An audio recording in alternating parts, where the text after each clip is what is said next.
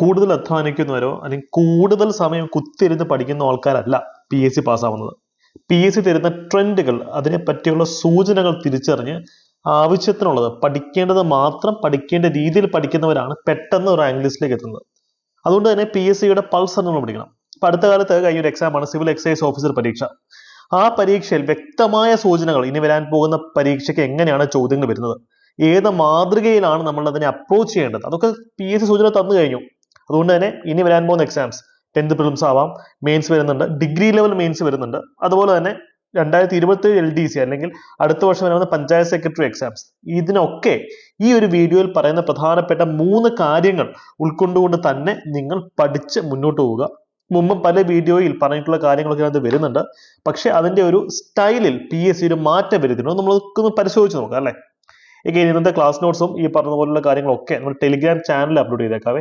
Telegram ചാനലിന്റെ link ഞാൻ comment സെക്ഷനിൽ പിൻ ചെയ്ത് വെച്ചിട്ടുണ്ട്. എല്ലാവരും ടെലിഗ്രാം ഫാമിലി മെമ്പേഴ്സ് ആവുക.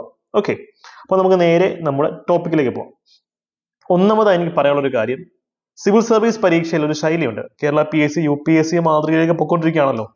സിവിൽ സർവീസ് പ്രിലിംസിൽ ഒബ്ജക്റ്റീവ് പരീക്ഷയിൽ ഇതുപോലെ ചൂസ് ചെയ്യണം ഓപ്ഷൻസ്. അപ്പൊ അവർ പറഞ്ഞൊരു കാര്യം എന്താ വെച്ച് കഴിഞ്ഞാൽ, ചിലപ്പം 4 ഓപ്ഷൻസും ശരിയായിരിക്കും, ചിലപ്പോൾ 4 ഓപ്ഷൻസും തെറ്റായിരിക്കും.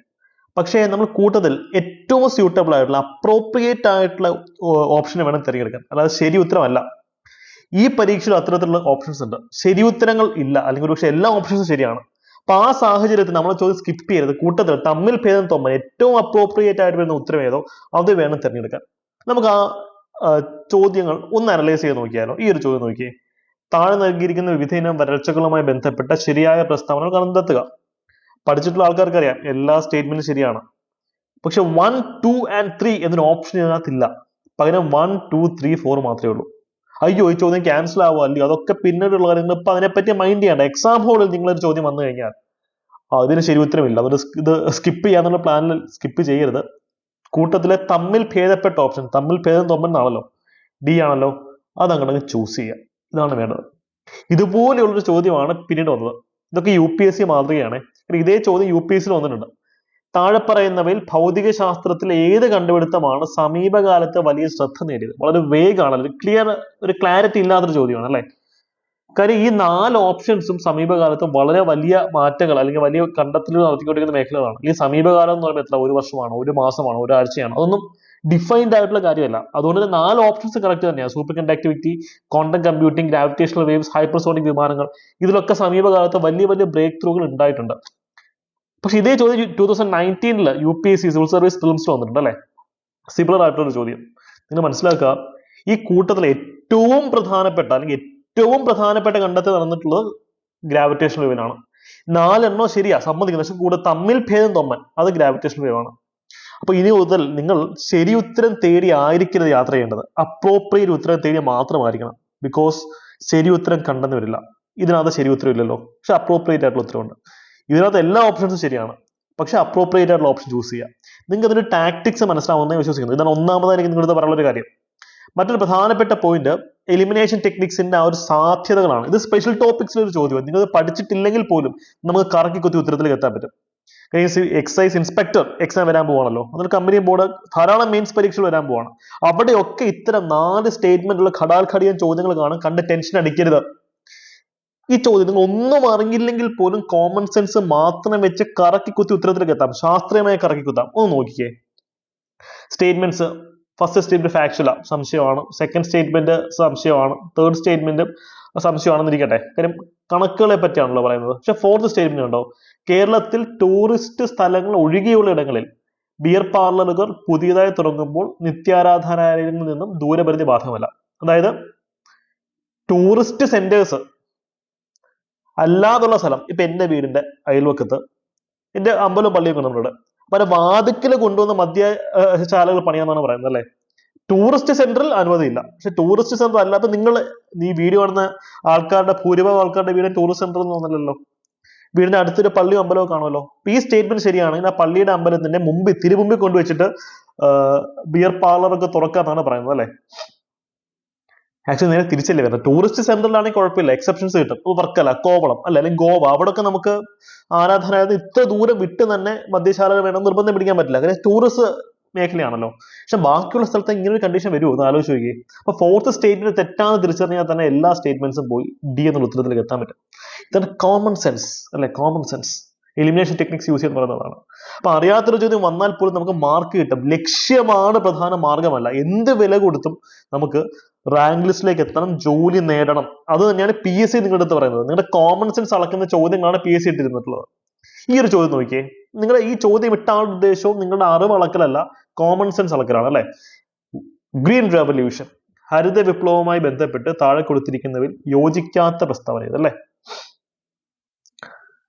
ഹരിത വിപ്ലവം ധനികരായ കർഷകർക്കാണ് ഗുണം ചെയ്തത്. അത്യുൽപാദന ശേഷിയുള്ള വിളകൾ കീടങ്ങളെ ആക്രമണ സാധ്യത കൂടുതലാക്കി. ഗവൺമെന്റ് പൊതുവിതരണ സമ്പ്രദായത്തിലൂടെ കുറഞ്ഞ വിലയ്ക്ക് പാവങ്ങൾക്ക് ഭക്ഷ്യ വിതരണം ചെയ്യാൻ സാധിച്ചു.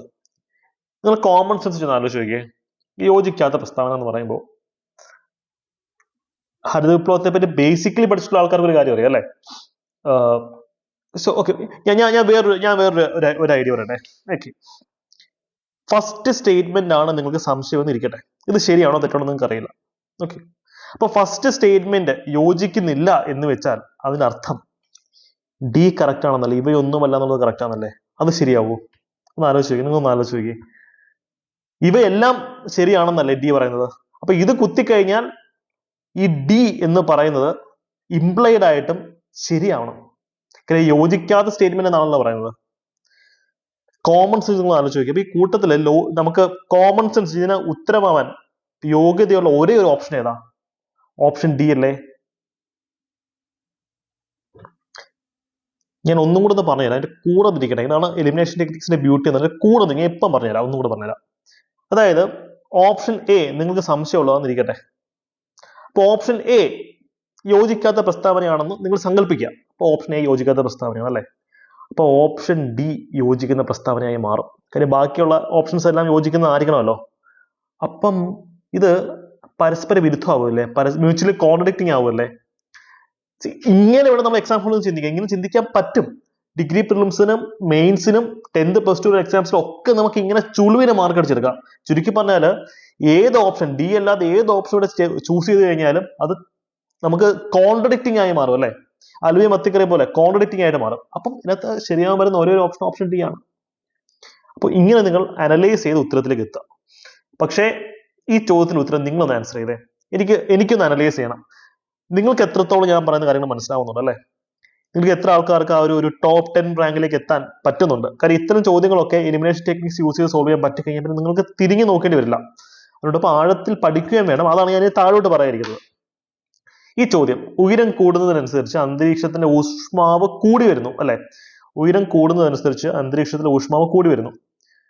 ഇതിന്റെ പേരെന്താന്നാ പറഞ്ഞത്? ഈ പ്രതിഭാസത്തിന്റെ പേരെന്താന്ന് പറയുന്നത്? ഊഷ്മാവ് കൂടുവാണേ, എന്തായാലും താപനഷ്ടമല്ലല്ലോ സംഭവിക്കുന്നത്. താപം കൂടുവാണല്ലോ. എലിമിനേഷൻ അപ്പൊ എ എന്തായാലും വരത്തില്ല. പിന്നെ ഈ ബാക്കിയുള്ള കീവേഡുകൾ ഒന്ന് നോക്കിയിട്ട് ഈ പ്രോസസ്സിന് ചേർന്ന ഓപ്ഷൻ ഏതാണെന്നുള്ളത് കമന്റ് സെക്ഷനിൽ ഒന്ന് പറയാം കേട്ടോ. യെസ്, നിങ്ങൾക്കുള്ള ഹോംവർക്ക് ആണ്.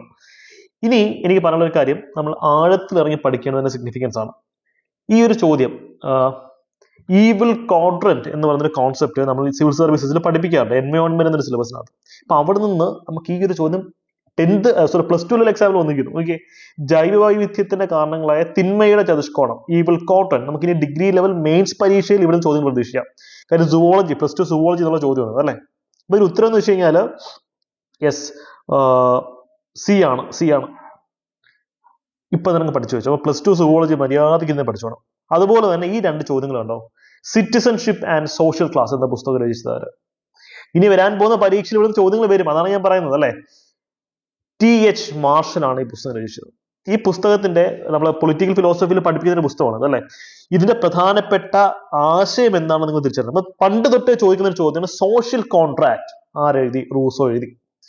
അതിനകത്താണ് ഡെമോക്രസിയെ പറ്റി സംസാരിക്കുന്നത് അല്ലെ. അപ്പൊ അതുപോലെ സിറ്റിസൺഷിപ്പ് ആൻഡ് സോഷ്യൽ ക്ലാസ് എന്ന ഈ പുസ്തകത്തിൽ നമ്മൾ എസ്റ്റാബ്ലിഷ് ചെയ്യാൻ ശ്രമിക്കുന്ന സിറ്റിസൺഷിപ്പ്, പൗരത്വവും ക്ഷേമരാഷ്ട്രം, വെൽഫെയർ സ്റ്റേറ്റും തമ്മിലുള്ള ബന്ധത്തെ പറ്റിയാണ്. നമ്മൾ ഇന്നത്തെ മോഡേൺ വെൽഫെയർ സ്റ്റേറ്റ് എന്ന കോൺസെപ്റ്റിനൊക്കെ അടുത്തറയിട്ട പുസ്തകമാണ്. അപ്പൊ വെൽഫെയർ സ്റ്റേറ്റ്, ഒരു ക്ഷേമരാഷ്ട്രം എങ്ങനെയാവണം എന്നാണ് ഈ പുസ്തകത്തിൽ പറയുന്നത്. കൃത്യം ഓർത്തിരിക്കുക. മറ്റൊരു ചോദ്യമാണത്, ഭൂമിശാസ്ത്രത്തിന് മേഖലാ സമീപനത്തിന് ഉപജ്ഞാതാവ് ആര്? ഡിഗ്രി ലെവലിൽ ഇത് എങ്ങനെ ചോദിക്കാൻ പോകുന്നത് അറിയോ? എങ്ങനെ ചോദിക്കാൻ പോകുന്നത്? Father of hello, audio okay ആണ് പ്രതീക്ഷിക്കുന്നു. യെസ്, ഭൂമിശാസ്ത്രത്തിന്റെ മേഖലാ സമീപനത്തിന് ഉപജ്ഞാതാവ് ഇതാണ് ചോദ്യം അല്ലേ? Hello, yes, sorry, technical issue ആണെന്ന് തോന്നുന്നു.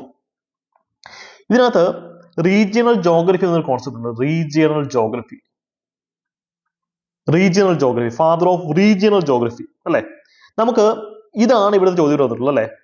കാൾ റിട്ടർ ആണ് അതിന്റെ ഫാദർ എന്ന് പറയുന്നത്. ഇനി അടുത്ത ചോദ്യം എന്താ വരാൻ പോകുന്നറിയോ? ഫാദർ ഓഫ് ഹ്യൂമൻ ജോഗ്രഫി ആരാന്നൊരു ചോദ്യം വരും. ഫാദർ ഓഫ് ഹ്യൂമൻ ജോഗ്രഫി, മനുഷ്യ ജോഗ്രഫി അല്ലെ? മനുഷ്യ ഭൂമിശാസ്ത്രം, മാനവിക ഭൂമിശാസ്ത്രം അതിനെപ്പറ്റി വിളിക്കാറുണ്ട്. അതിന് പല ആൻസേഴ്സ്, പല സോഴ്സിനാണ്. എന്നാൽ നിങ്ങൾ ഫെഡറിക് എന്ന് പറയുന്ന വ്യക്തിയെ പറ്റി ഒന്ന് അറിയും. Federico okay. അതുപോലെ തന്നെ ഫാദർ ഓഫ് മോഡേൺ ജോഗ്രഫി ആരാന്നുള്ള ചോദ്യം പ്രതീക്ഷിക്കാം. അത് ഹംബോൾട്ട്, അലക്സാണ്ടർ ഹംബോൾട്ട്. അപ്പൊ ഈ ഓപ്ഷൻ സി എന്നുള്ള മറ്റാൾക്കാരെ പറ്റിയുള്ള ചോദ്യം നമുക്ക് പ്രതീക്ഷിക്കാം അല്ലെ? എറാത്തോസ്തെനിസിസിനൊക്കെ ആരാന്ന് നമുക്കറിയാം. ഫാദർ ഓഫ് ജോഗ്രഫിയാണ് എറാത്തോസ്തെനിസിസ്. ഫാദർ ഓഫ് മോഡേൺ ജോഗ്രഫിയാണ് Alexander Humboldt. Father of regional, മേഖലാ ജോഗ്രഫിയാണ് Karl Ritter. Father of human geography ചോദിക്കാൻ സാധ്യത കുറവാണ്, ബിക്കോസ് ഓരോ സ്ഥലത്തിന്റെ ആൻസർ ഓരോന്നാണ് നടക്കുന്നത്. അപ്പൊ ഇങ്ങനെയാണ് നമ്മൾ ചോദ്യങ്ങൾ പ്രിഡിക്ട് ചെയ്യേണ്ടത്. ഞാൻ അതുകൊണ്ടാണ് പറയുന്നത്, നമ്മൾ PSCയുടെ ട്രെൻഡ് അറിഞ്ഞ് കൃത്യമായി തിരിച്ചറിഞ്ഞ് അത് വേണം പഠിക്കാൻ. ഞങ്ങളുടെ batches, degree level 10th plus 2 ബാച്ചുകളൊക്കെ ഈ രീതിയിലാണ് ഡിസൈൻ ചെയ്തിട്ടുള്ളത്. PSCയുടെ ഓരോ മാറ്റവും ഞങ്ങൾ കൃത്യമായി റിസർച്ച് ചെയ്തുകൊണ്ടിരിക്കുകയാണ്. ഇവിടെ ട്രെൻഡുകൾ റിസർച്ച് ചെയ്തുകൊണ്ടിരിക്കുകയാണ്. ഇതിന് കമ്പനി ബോർഡ് അസിസ്റ്റന്റ് അല്ലെങ്കിൽ excise range inspector, university assistant, SI, JLE പരീക്ഷകൾക്കൊക്കെ മെയിൻസ് ബാച്ചുകൾ നിങ്ങൾ ആരംഭിച്ചിട്ടുണ്ട്. ഈ ഒരു നമ്പറിൽ കോൺടാക്ട് ചെയ്ത് നിങ്ങൾക്ക് ഫുൾ ഡീറ്റെയിൽസ് നിങ്ങൾക്ക് ലഭിക്കും. ഒന്നിൽ കൂടുതൽ എക്സാംസിന് പ്രിപ്പയർ ചെയ്യുന്നുണ്ടെങ്കിൽ ദയവായി അത് മെന്റേഴ്സിനടുത്ത് പറയാം. അപ്പം ഇന്റഗ്രേറ്റഡ് സ്റ്റഡി പ്ലാനുള്ള കോംബോ ബാച്ചുകളിലേക്കായിരിക്കും നിങ്ങളെ ആഡ് ചെയ്യുന്നത്. All the best. ഉഷാറായി പഠിച്ച് മുന്നോട്ട് പോവുക. PSCയുടെ പൾസ് അറിഞ്ഞ് തന്നെ പഠിക്കാം. അപ്പൊ നേരത്തെ തന്ന ചോദ്യത്തിന് ഉത്തരം എല്ലാവരും കമന്റ് സെക്ഷനിൽ ഒന്ന് പറയണം. ഈ ചോദ്യത്തിന് ഉത്തരം ഒന്ന് കമന്റ് ചെയ്തേക്കൂട്ടോ. All the best. ബൈ.